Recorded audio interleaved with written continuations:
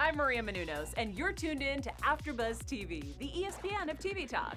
Now, let the buzz begin. Year is this, like an 81? Oh, didn't see you guys there. Hi. Hi. Nice to see you. We're the Gordons. This is Top Chef, Season 17, All-Stars, the After Show. A little taste of the Gordons. This is Dave. He just shaved his face for the first time in 3 weeks because he kept getting food stuck in his beard. And this is Anne. She didn't think I went far enough. She's my personal groomer. That's true. You Yeah. could have gone further. Yeah. Not to be rude. I didn't want to go overboard. You guys, hi. It's been a day. And by a day, I mean 37 days, 57 days. Not sure where we're at in this whole pandemic quarantine times, but we're here to escape, to feel, I don't know, just like to, let's just get loose. It's still Friday. We can still celebrate. It is Friday. Let's talk Yeah. about things that are, I don't know, not a quarantine. Sure. Let's talk about things that are tasty. And let's talk about Top Chef episode 3. It's called Stroke of Genius. I don't like the word stroke, but that's like a personal thing. Here's what you're going to get in our show today.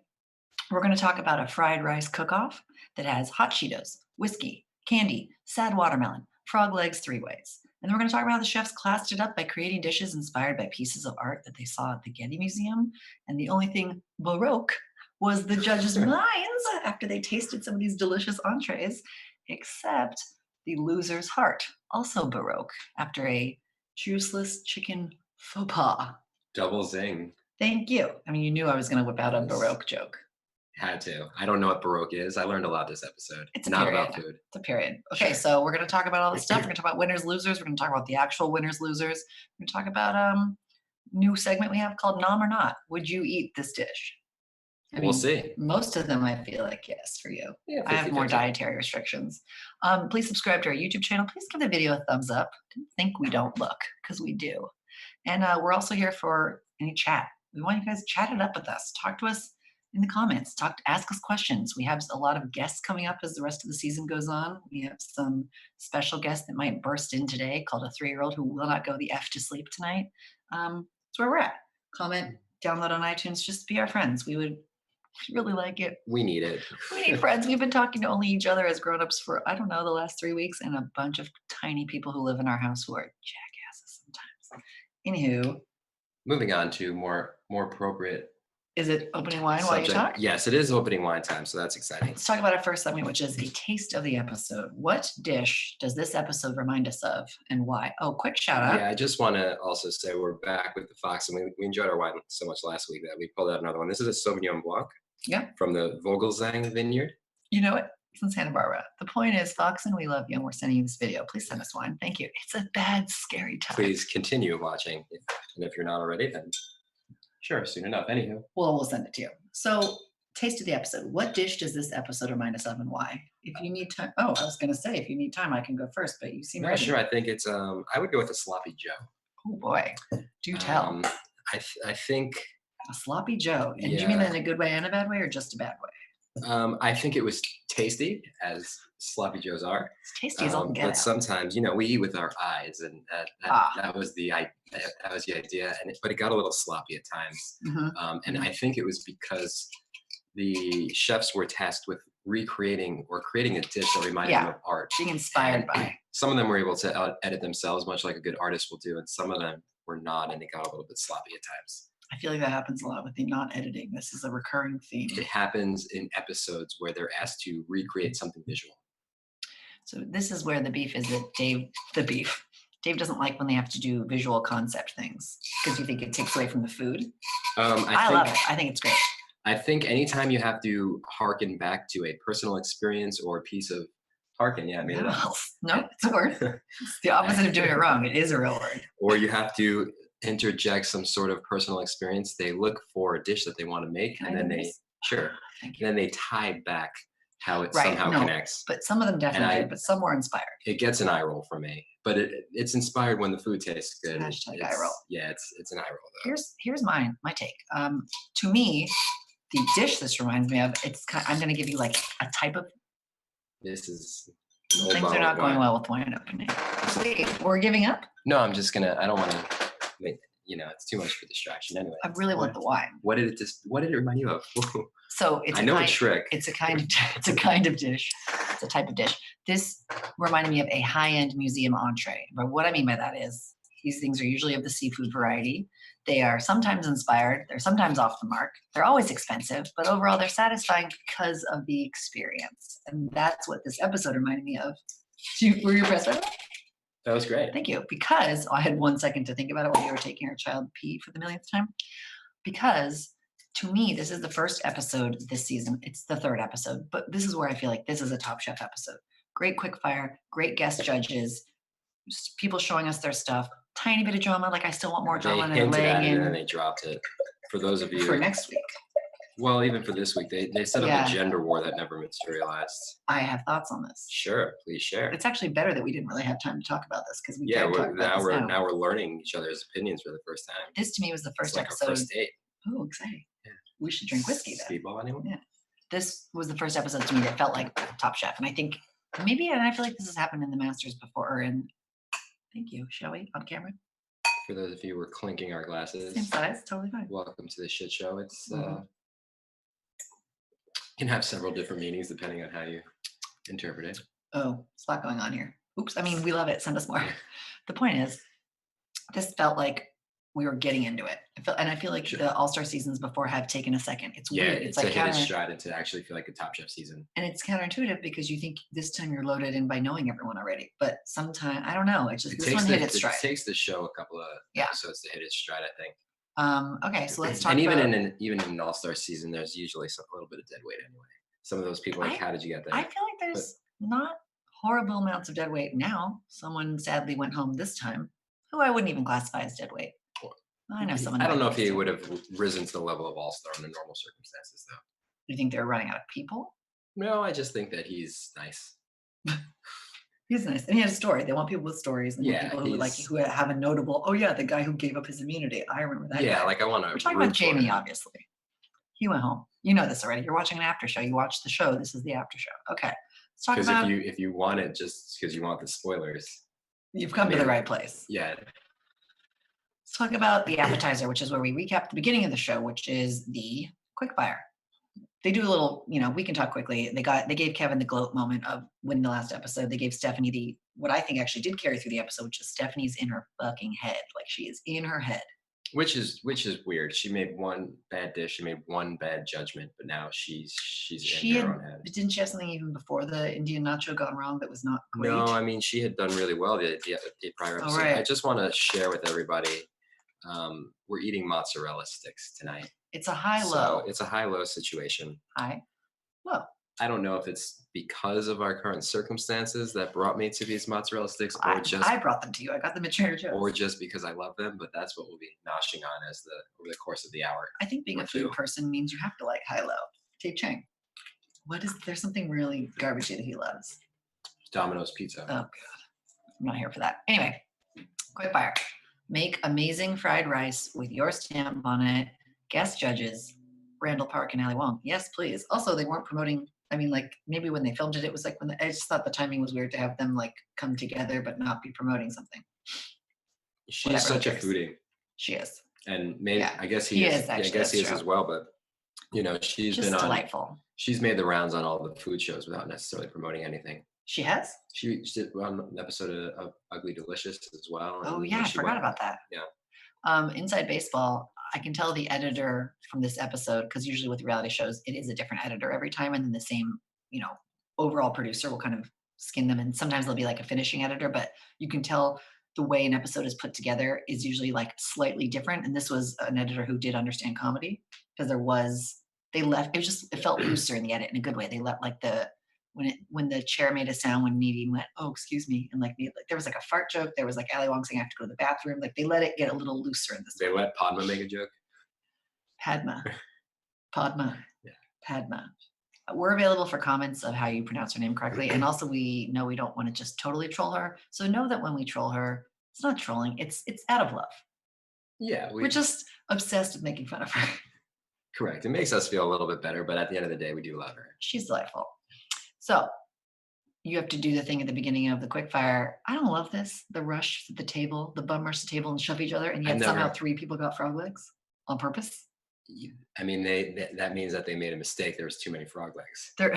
We are still in the zone where there's almost too many people still.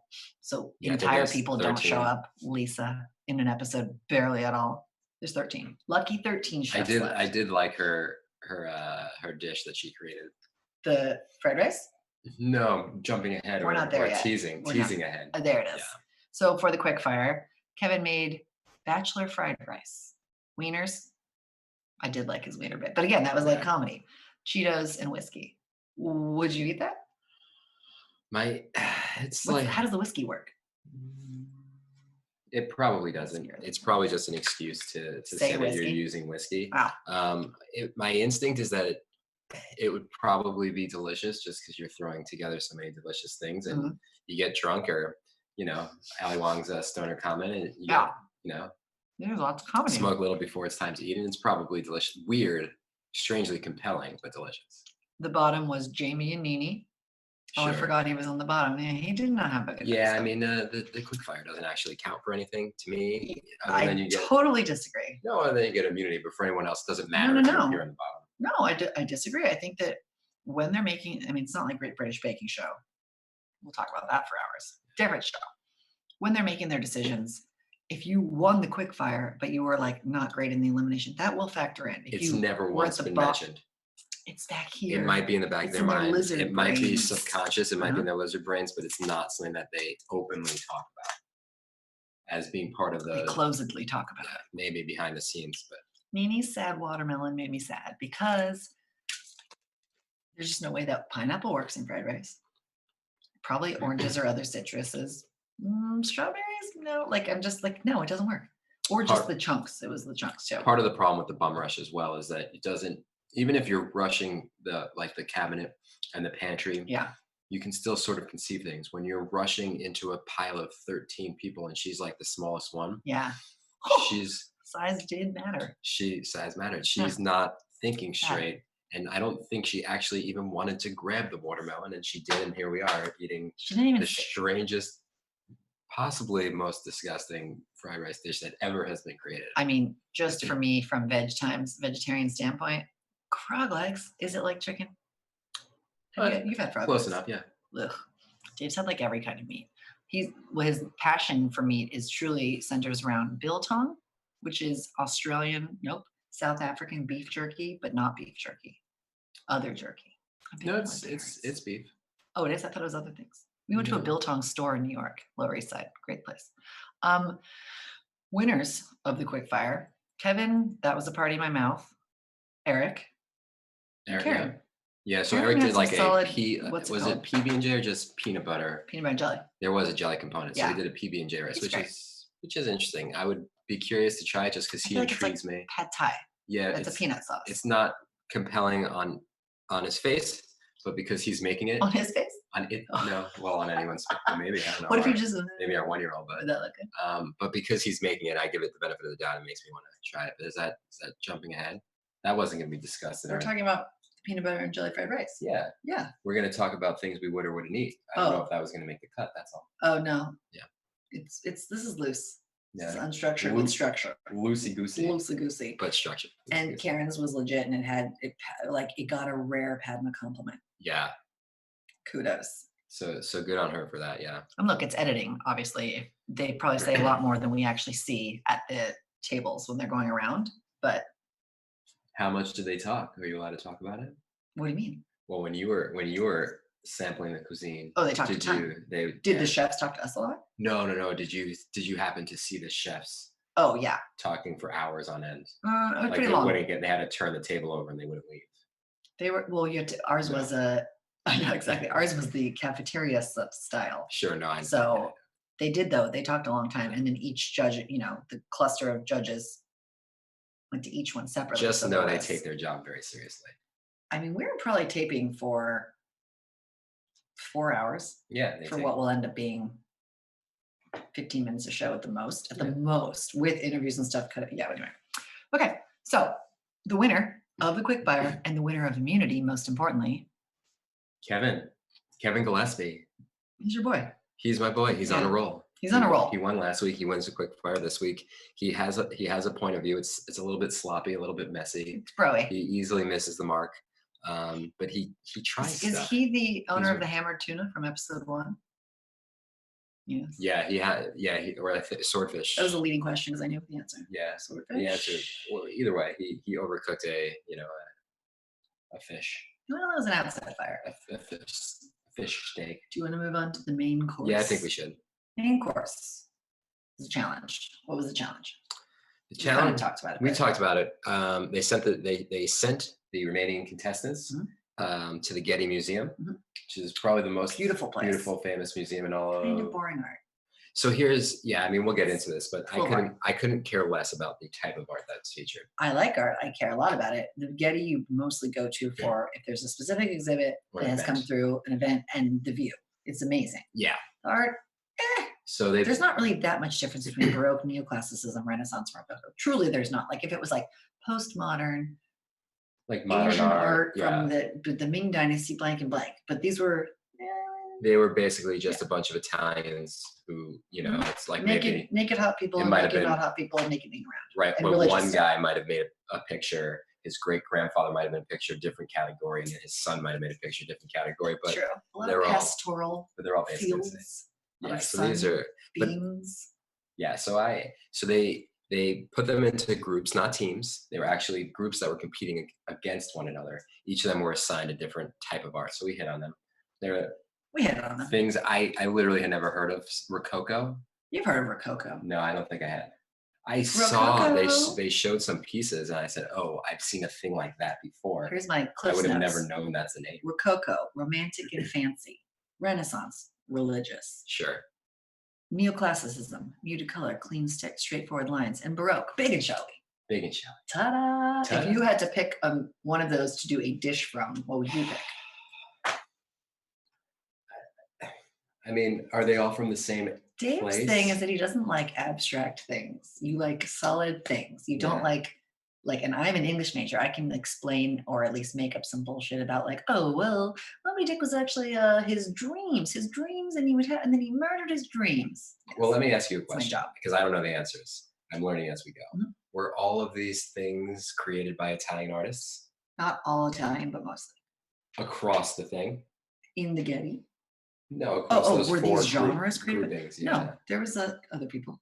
I don't really know the answer. I'll take the Italian one. French and German. I'll go with Renaissance. Well, I don't know if you can say that one of them is. We're not going to get into this. We're not going to. Then I'll start Googling. There'll be a whole thing. Side note, as you know, we ride for Melissa. This season is basically Melissa's tour of LA. She's like, here's Jonathan Gold, and I live in this neighborhood, and also I worked at the Getty. This was her first cooking job. I love her. I guess they do catering? No, they have restaurants. Oh, yeah. She said it was a cook in the kitchen. I bit my lips so hard. When you heard that news, you were so excited? No, and just now with the mozzarella stick, and it is by the end of this, I'm going to be like, hey, guys, shout out to the people listening. I'm sorry. Or / you're luckier. Okay. So they split into the 4 groups. One, each group, 3 or 4 of them get a different art thing. One of them can win. One of them will be on the bottom. They basically, of the winners, they'll pick an ultimate winner from that. So you don't want to be in the group with more people. You don't want to be in the group with the guy who has immunity. So that sucks for the people who are in the group with Keven. Also, I always have a problem with this structure just because... What, the groups? The idea of taking one winner and one loser from each group and putting them... Why? There's oftentimes... Not that it matters, because in theory, the best dish is going to win.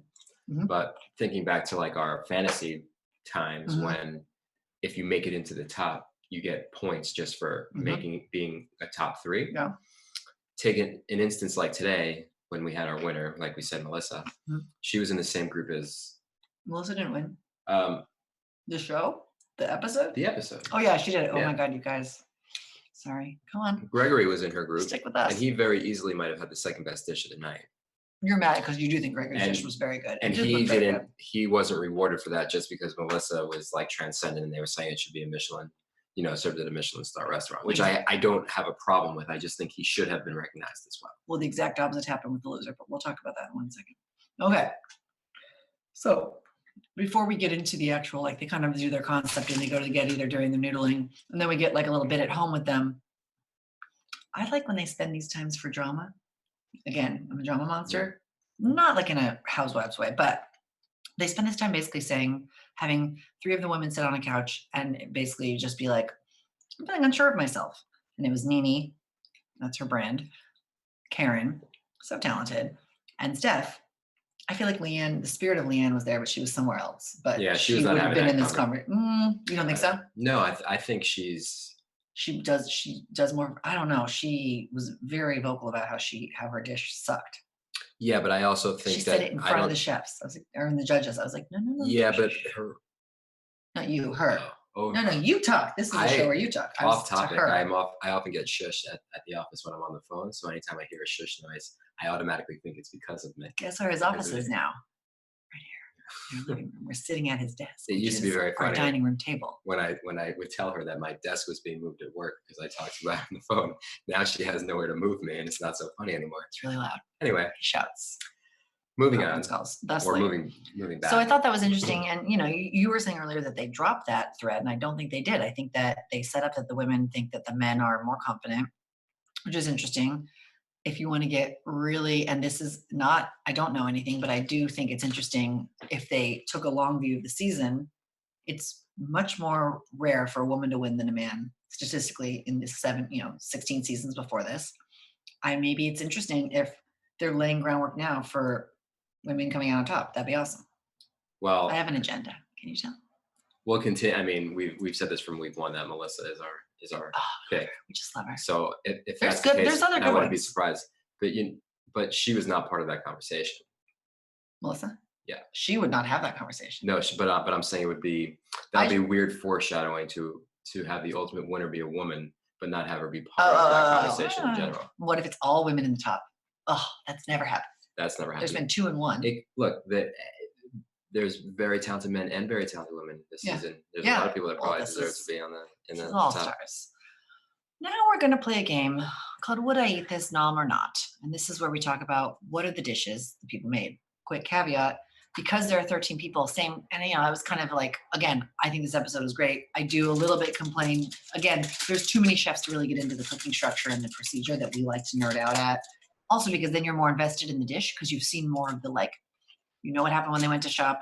They spend more time with each chef cooking, preparing. So you get. What number of chefs do you think you get to from an episode then get into it? We're at 13. About 8. That's what I was gonna say. No. Yes, I was gonna say 8 too, you guys. Okay. Again, I can tell you the actual names of the dishes that Wikipedia tells me, but I also like to just maybe tell you. Oh no, I can't. They don't even have them all. No, they don't. I'd like to tell you what we call the dishes. Nene, gumbo. He's here to drag Nene. No, not at all. Yes. Oh, I didn't say Siri. Go away. Oh God, guys, we have Siri, Alexa, and Hey Google all listening to our riveting conversations every day. Oh my gosh, she's saying that. Sorry, I didn't quite catch that. Could you please repeat it? All set. The ghost of Steve Jobs. Nene wanted to do Renaissance, which means rebirth, because New Orleans, because she's from there after Katrina, all the things, and she did a gumbo. I would think you would ride for this. I love gumbo. Yeah. And I love New Orleans. But? So I'm totally into the idea of her making a gumbo. And I would have wanted to eat it. It had yummy seafood. So in the nom or not, you'd nom it. Totally nom. Yeah, but. Does it remind me of Renaissance art? Not even close. There's red. Not even close. This is where Dave just loses the thread and he does not like, you have to make that leap. But I actually think that was one of the better leaps of everyone. Here's the thing, I don't care because I just want to eat the food. Yeah. I don't want to tie it to a piece of art. Okay, so this is another question then for the judging and for, the long history we have of seeing how they judge it. Regardless of the visual challenge, which I know you don't love because you feel like it compromises what the people, whatever, should be making, even though really all food should look good. How do you think it goes on Top Chef when there is a specific challenge and the people either shoehorn in what they wanted to do or do the challenge? Because she did the challenge to a degree. Yeah, it's somewhat subjective, but I think that I feel like they get mad when the people. There are times when people just totally miss the mark. Like they just totally blow it and they don't even pretend. And like in that part, you have to at least come up with a story, even if it's not real or even if it's not like realistic. Yeah. Like sometimes You people can- just can't even do that much. Like I certainly could have done this challenge. I Oh, could yeah. have certainly yeah. made a dish and then say, oh yes, it reminded me of this because the red reminded me of paprika. Like Also same. yeah.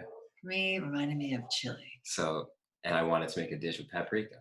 To me, So- okay, so what was the best, and you can skim on this, but what was the best from the painting? Best tie-in. Yeah, what was the best tie-in? Because I do think Nini's was pretty good, but I have another one I think is I best. actually do like Stephanie again. Exactly. I don't know That's anything mine. about art, particularly Renaissance art. You don't not know anything about art. These types of art. I like this. This is not in You my know a lot about wheelhouse. other art. Yeah. These particular types of art are not in my wheelhouse. But Stephanie, I love. First of all, I love mortadella. Well, the and I dish love alone, fish no matter pasta, where it and came one from. of the best dishes I've ever had was a restaurant in Chicago where it was very similar. What restaurant? I can't think of the name off the top of my head, but it was like a tortelloni and brodo, and the tortelloni was mortadella. It was delicious. And I can see where she's saying that the pasta looks like a belly. And It's like a because beautiful lumpy again, I belly. associate Renaissance times with Italians and pasta. It all makes sense to me. Is she a So, pasta person though? I Not hadn't really. thought of her that way. I was surprised Karen didn't make pasta. But anyway, anyone can make pasta with a little practice. We've made ravioli. He's great at pasta. Okay. Brian, red snapper. Guys, More cruise food. cruise food. Yeah. He just makes cruise food. He makes highly enjoyed cruise food, but well, today he made museum food. My problem with Brian. The safe level that he plays at all times. Yeah, but the chef's always and the right lack about of it, passion. and it doesn't come through on TV. Is that what it is? Because to me, it's not. He's I think unimaginative. it's very clean. I think his food is a little unimaginative compared to a lot of the other chefs. But I think He's not a Gregory or an Eric. But I think he is probably a great chef. And so, like when you get a He chance just to doesn't taste, pop. but he doesn't pop, and he has this celebrity that Yeah. sort of follows him that Yeah. doesn't seem warranted. I don't know. We'll give him a couple more weeks. Can't wait till I get to talk about interacting with him in real life. fully form an opinion about who he is. I don't know if he's riding the coattails of his brother, his brother's the opposite. Like His brother is very showy though. so showy that he's like hit and miss. Like a lot of the things that he would Bigger do in swings. he takes much bigger swings in at his restaurant. Is it still there? No, we talked about it. Oh, but Very some of the good. things were like quite bad, but the things that hit are like, Some of the food was downright bad. was outstanding. Like, Wasn't Drew Barrymore there when we were there? no, there was a celebrity Yeah. that was at like in New York at Bowery Hotel. We saw her. Oh. There was a celebrity who, like maybe Andy. No, there was a celebrity there who I didn't Anne really Hathaway? recognize. No, you knew her and I didn't, or Wow. recognized the person I didn't. We'll blow through some of these really fast. Lisa did Jewish Mexican brisket. But like her as a character. Is this the eat it segment? Yeah, no, Yeah. we're not. I'd eat it. Hard pass. I'll nominate. Oh, sorry, I would eat Brian's because fish and it looks pretty good. Eric, halibut and peppercorn broth. Some sort of xanthan gum was happening. Oh, I'll eat whatever Eric makes if it's pescatarian friendly. I'm into it. Yeah, so that was the xanthan was a turnoff to me, but Was it? And it was to thicken the sauce. it's like an emulsifier because. Maybe Eric, don't tell everyone every ingredient. But Tom had asked if he had used it, and he Oh, said he yes, did? and I thought that Literally that was was, wrangling a child. Didn't hear that part. and I thought that was going to be like you blew it. Your xanthan Well, was it's like too using the frozen gummy. waffles. Frozen. But it turns out he was asking in like, oh, I'm impressed. This is a really good dish kind of way. Eric's legit. Leanne. Oh, Leanne. So much sweating. She needed to pray to the inspiration painting of Virgin Mary. Okay, again, and I'm like not helpful in this. I don't eat duck. Seems gross to have duck breast and duck egg. Is that gross? That's gross. Also, Seemed it like the looked, way that it looked It was like the egg looked a little overcooked to me, so it seems weird. Like just like I don't want like a loose egg with a, I don't know. it seemed wasn't not that right. far from like a hard boiled almost. So That's what it looked like. yeah, and What was it supposed to be? probably like fancy egg? softer, or if it's meant to be that hard, it's probably ill conceived. But that dish seemed out of her wheelhouse. The dish was a Monet. I've never really seen her cook that type of food before, and so it seems a bit of a shit show. So maybe she was trying to. Are you Yeah, allowed but to, I also- am I allowed to say that I word? said the F word already. That's a Are we bit allowed far. to say bad words? Because we did. Sorry. I think Leanne, again, wouldn't say she's in her head, but you know she was mad she didn't win a fried rice challenge. They liked it. Yeah, but she it didn't get seemed the a little top. too adventurous. That to me, Really? she had like there was anchovies in there and some other things. I don't remember exactly. That's And I'm sure it was good. Yeah. To be honest, I want Leanne to make me like the most authentic fried rice. because I know she can do it better than Totally. anyone else. I don't want her throwing that other crazy stuff. She got too wild. Stephanie, we talked about mortadella tortellini. Karen did chicken. Judges no like. A lot of loose chicken in this episode. I don't have the details. To me, based on what I can tell, there was a lot of braised vegetables in there, like.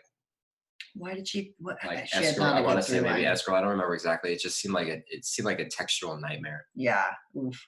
Yeah. Speaking of nightmares, Jamie sous vide chicken and then served it without jus to a French person. We love Ludo. Have eaten at his Mexican restaurant, which is now not open, called Trois Familia. Delicious. He's amazing. He's an LA chef. He still has a restaurant in that space, but he turned it into like and he has a couple other ones. It's like a prefix type of something or other, But one day we'll go back to restaurants. It seems strange to me because my sous vide should be protected. You shouldn't need the jus. It should be. Well, you would still want the jus, but it should protect always serve you chicken from. With jus? No. Not always, but that particular preparation, sure. But the sous vide should have protected you from overcooking it as badly as he did. So he kept on focusing on the fact that he forgot the jus, or didn't have time. But I don't know how he overcooked it that badly. Again, we didn't have time to see. Malarkey, I mean, look, he's a character. They're going to keep him in for a while because of how much of a character I'll say this. Drops that. Go ahead. Oh, so I cut you off. I apologize for that. It's a strange reversal. Please go on. He's growing on me. Oh. I don't want to necessarily eat his food. I think his food's him as a character is reminds me of he's like an annoying 90s, cousin that like comes to the family reunions. You don't want him to come, but you also don't want him not to come. Yeah, because you like sort of want to see what's going to go down. He's rowdy. Is he a good chef? I think he could be a good chef, but he needs to be reined in. Like I think he needs to his vibe is creeps. Yeah, I think he needs to like totally reset. I don't want to eat any of his food because it's just too much. Does he feel 90s? He feels 90s, early 2000, totally. Yeah. But I is think like the human chef component of, hey now, you're an all-star, right? Yeah, he's did I nail it? He's the smash mouth of chefs. Thank you. He made, thank you, halibut, French curry, whatever. Don't tell me he made me a halo of halibut when there's not a circle to be seen. Put the halibut in a circle. It's not round. You can make some. You heard me say this when we were watching it. Yeah. You're over it? You're defending, you ride from a lark? No, what I thought was funny is he actually had a picture of the painting. They all did. Taped up on his station. Oh God, he's so extra. In order to recreate something, and if you didn't set this up for me, I would never be able to possibly guess that the two things were related in any way, shape, or form. We move on to Jen, who can't say neoclassicism. I've had like half a glass of wine and I can say it, and I am a lightweight. I might be able to say it, I might not, but I'm not going to try it on camera. Go ahead. Because it's basically a podcast with a little bit of camera. Go ahead. Neoclass. Okay. In a shocking turn of events, she made fish. Fish. Was it halibut again? Just for the halibut. I think she only knows how to cook halibut, and I bet. I would say she's a one-trick pony, but that's not nautical enough. The thing, yeah, I mean, she's a one-trick tuna. Thank you. She can make. I know without tasting it that she can make probably maybe the best halibut in the world, but I never really want to eat halibut more than maybe once a month. Once a month? Oh, I would eat halibut once a week. Just for the halibut. I'll never stop with this. Okay, just checking. Melissa, we're going to talk about in a second. Obviously, goddess. Would you like to talk about Gregory's dish? Sure. He made a tenuous at best, the connection to his. No, he wins the mantle for, you just wanted to make this dish. It has nothing to do with this art. Literally at all. Exactly. So unless I missed it. Well, he made a beef short rib with a miso. I don't know exactly how like a sauce. Yeah, I guess so. He was saying that the miso was a way to pay homage to the Asian influences of the particular group he was in. As far as I can tell, he was in Rococo. Yeah, as far as I can tell, it's Western Same group as European. Melissa. Same group as Stephanie. And it was decadent. I don't think that there was any Asian influences to be had based on my limited understanding of Rococo art, but this is an example of him making a dish that he wanted to. I always want to eat what he makes.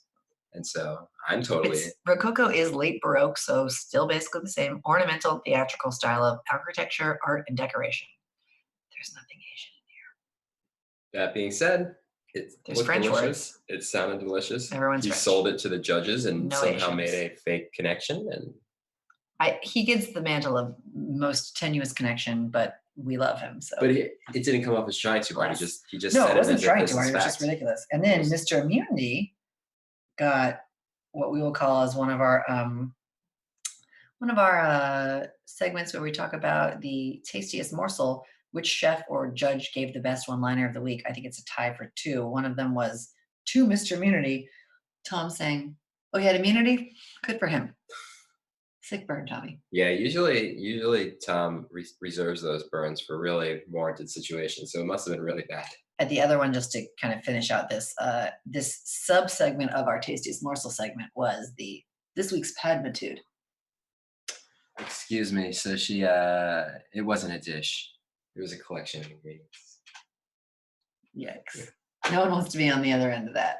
It was to Leanne, by the way. Which I mean, it was. I would need more She context. wasn't wrong. If but I it was heard like, that in a vacuum, I don't know if that's so bad.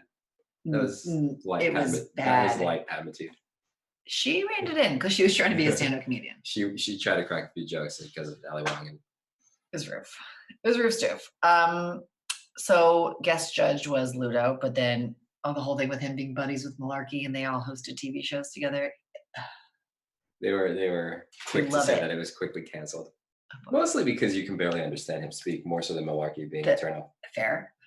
The chef's table is a who's who of hipster chefs. So of course it was catnip to us. It was the 2 women who run Kismet, one of which, not both, right? But Sarah I think yes, is just from one. Brooklyn, where we used to live, where she ran Glossery, which was such an amazing restaurant. And we still haven't been to Kismet. We literally lived down it's the such street. a breath of fresh air when Glossery opened, and it was like totally took over the Middle neighborhood Eastern, and so much buzz. It was like reimagined. outstanding, like exactly like In an old glass factory. Elevated Middle Yeah, Eastern. It was so good and the most amazing space, probably the coolest space in Definitely. Brooklyn. And she left after like a year to move to LA and start her restaurant empire here. How dare And she? the day she left, like Pew, pew. So we'll go to Kismet, who's doing all sorts of takeout now. See, that's like one of the ones where you gotta go and support. yeah, we have to make sure that we can sustain her. Leanne basically, so the chef's table it's good, and I'm glad they're not still using they're in LA. There's so many great chefs here. I'm glad they moved on, and it's not love Nancy, love them all. Well, I think that the scene is becoming. Yeah, but it's like I'm glad they did like a hipster table. The guy from Totally. Wolf's Mouth was there. I'm forgetting one other guy. Also, just side note, Nancy Silverton's comment in the first episode of "This is the food we want and deserve." All I've been doing is using that as a phrase for this is the weather we want and deserve. This is the English muffin that I want and deserve because that was the Zoom conference call that we want and deserve. Yes, you have to take joy, guys, in the just good, regular, cool little stuff that usually you're just like blowing by. Anyway, the Rococo team had the best looking food to me. The Gregory, Melissa, Stephanie. Totally. That shit was beautiful. Yeah, I mean, Melissa's was, again, we'll talk about it, insanely beautiful. Stephanie's was beautiful, and Gregor's, it was beautiful. Yeah, so Stephanie, she undercooked the pasta, which is weird when you make fresh pasta, but maybe, So, but you said it means there's a problem in the actual pasta. Yeah, that means that she probably blew the actual execution in making the pasta. But that said, those 3 dishes I wanted to eat the, heck out of all of them. And they all looked amazing. And I know we've already talked about Leanne's, but she literally said, I put up a horrible plate of food. And then she told the judges, time got away from her, which someone else did too. And I forget. Jamie said that as well. Oh, yeah. Well, maybe if he would have kept it to himself, Leanne would Keep be the it one to that got yourself. packed. But again, this is 101. Don't, unless they ask you, and then don't lie. Don't lie to Tom. Exactly. That's what I tell our 3-year-old. Dad Tom, not into getting lied to, or spices, which no one overspiced him this time. There was no too hot Tommy this time. She didn't want to tell you that she threw the metal in your bread starter, in your sourdough. How could she not tell me? I could see it. Just not going to tell her. It's not a lie. Oh, is that why she told me that's the truth? Yeah. Oh my God. Parenting is cool. Okay. Yes, got you. Copy that. Dangerous dessert course, elimination time. Top. Malarkey, Brian V, Melissa, and Eric. Gail said Eric's was the most exciting plate of food. So, who's the winner? Of that group? of the show. Of the show? Yeah. Oh, I mean, Melissa, she established herself as the winning chef to me. He literally said multiple times, "This is the Michelin But dish." I want to go back quickly to the whole Eric thing because he was in the I'm top. just responding to this. Yeah, Just yeah. wrap it I up, saw it. friends. It's gonna Okay. be very quick. Okay. To me, this is an example of Eric making a delicious dish. He probably was the furthest from creating something that was an artwork from the Are you mid-centuries. putting him on blast right now, or are you giving him congrats? No, I'm just trying to. This summarizes why I have a problem with a challenge like this. Mm. He made clearly one of the most delicious dishes. Yeah. It had absolutely nothing to do with any of the art that he saw at the Getty, and yet the judges said he really did. He captured this challenge better than anyone else. There was green. I love green. Also green in my This fish. was like a modern I would eat the shit out of minimalist. this fish. Looked like there was nothing on the plate. Yeah, it's beautiful. I mean, it had nothing I to think do he with the was- over-the-top ornate I look think of he all these participated different- in the modernist challenge, and then he won it. So, but they loved it, and again, it was something that I wouldn't necessarily think I wanted to eat, but I the wanted to eat degree it. to which they loved it made me really want to eat it. I want to eat many of the things he makes. Melissa's dish was lobster wonton with shellfish consomme and charred allium oil. I looked it up, guys. It's garlic. Well, just say garlic, I mean, but yeah, you whatever. could've just said that. And also just some vegetables. But like, let's talk about. There was like little peas in the pods. It was. It just, was beautiful. I wanted to eat the crap out of that so broth. I we wanted usually to do eat- like a sub segment of like who's the real winner. To me, it's still Melissa. Well, but like I said, because Like, I she think nailed it.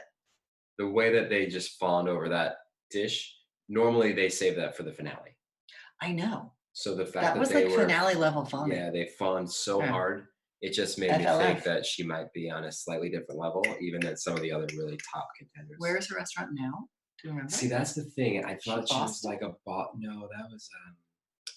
She's not in LA anymore. I Well, don't that's remember. rude, and she should come It back. could be Boston. It could be Boston. Let's talk about the losers. Leanne, she's sweating so much. They all were, but like Stephanie, Jamie, and Karen, my girl. And now let's talk about immunity. Karen was in the bottom because they said Keven would have been in the bottom. No, Yes. she decided that for herself. No, they said it. They literally said, sorry, not to who's They Kevin? didn't say who Eric. would have been in the bottom. They of the said he would have been there if he didn't have immunity. So they had but to they pick didn't Karen. say who he would have replaced in the bottom. He was in the group with Karen. He could have only replaced, it was one from each group. Oh, but then she was never in danger of going home. She That's just true. got stuck That's in the true. bottom That's true. because That's she true. didn't deserve to be there. Yeah. Who was the loser? Of those four, Leanne, Stephanie. I mean, it might just be the way that they're editing the show. No, I'm saying who was the real loser. Oh, the real loser is Jamie. Like, Get what him are you out of doing? there. I said Time to he go of home, the isn't jaunty heel kick. Yeah, He did a jaunty heel kick in the He did, which is my not. move as well. That's true. I He think he was really thrives. sad to go. No, and he thrives in Last Chance, Top Chance Kitchen. Yeah. So That's true. Tom was He's- excited to see him. He's scrappy. He's a scrapster. I think he is. He's like 90s punk, where Malark's is like 90s bad coffee shop He- with the name Java in it. It's weird. It's like Jamie doesn't seem to like try that hard when he's on the actual show, and then all of a sudden know. he's in Last Chance I Kitchen know. and he finds that fire. But maybe that's him. Like maybe He he just writes his wants to- papers right before they're due. Yeah, he might just want to prove he's not the biggest loser. To me, the real loser was the fighting spirit of the ladies. I think Yeah, but again- Stephanie and Leanne and Karen need to pep it up. They need to step it up. They need to get their heads in the game and be here to win and stop So doubting here's my themselves. And prediction. Nene. Here's my prediction. Go ahead. I think we know what Stephanie is. I think we know what Leanne is. But I think What do you mean? in terms of I think we know like how good they are and how far they're likely to go. Mhm. But I think Karen is the dark horse who they continue to like underplay. I how good she agree. is. Granted, she had She has a bit of a tooth though. She was a little pissed. bit, and she had she had a rough day today Yeah, or yesterday. yeah. But I think overall, I think the show doesn't do her justice. Whereas like I said, I Yeah. think we know how good Stephanie is. I think she's good, but not top tier. And I think the same of Leanne. I think she's good, but yeah. she's. You But think Karen has the ability to be at a I Melissa think level? she could not at the Melissa level, but because I think she's like better, solid and good. But I think she's solid, You think she's better than Leanne? Really? potentially above those two, and could like be a dark horse to like sneak her way into the finals or something. I'm just We'll here see. to comment on how she still has pink hair, and I Stimulus. like that. But that seemed like a mood, and now that she still has that. And what? How long ago was she on? It's a while already. To look, She 3 or has 4. it's the same. That's It's the okay. same hair again. Okay, let's talk about next week. Let's see, what are we cooking up next week? What do we got going? What's in the jambalaya pot of next episode? I can just headline it for you. This is my dream episode featuring both Kelly Clark and vegetarian cooking. I mean, they literally created. If I could write an episode, it'd be this. If we knew, if the producer was like our kid, and we were saying you have to make one episode for mom, yeah, you just have. This is the 17th season, and like pumpkin bread. Yeah, it's like it's the 17th season. It's time to just make her the one episode and just make her happy. Yeah, it would be Kelly Clarkson and vegetarian food. And then we have Jen is mad, love it. Seems like more drama, but they just tease that. Leanne is sweating again. There's a whole situation with Malarkey and Leanne. Bring it. Baker's dozen's 13. Whoops. Actual dozen next week. We'll be down to it. Yeah, we'll be down to the real life dozen. You guys, subscribe to our channel. Give us a thumbs up. Again, we count the thumbs down and we cry deep inside, sad unicorn tears. Don't do that to us. We love you guys. And next week we're gonna have a couple special guests. One of them might be 3. One of them might be older than 3. It's not clear what's going on, but we appreciate your patronage. We say happy cooking and we say bon appetit. Yeah, thanks for joining. Ciao bella. Oh, what did you say? What? Bye. It's fine. Bye. Huh? Oh, find me online? Yeah, you can find me. Annabelle8 on Instagram and Annabelle Walls at Twitter. Annabelle Walls. I'll tweet all about this. Look out. He doesn't do social media. Sorry. See ya. Our founder, Keven Undergaro, and me, Maria Menounos, would like to thank you for tuning in to AfterBuzz TV. Remember, we're not just the first, we're the biggest in the world, and we're the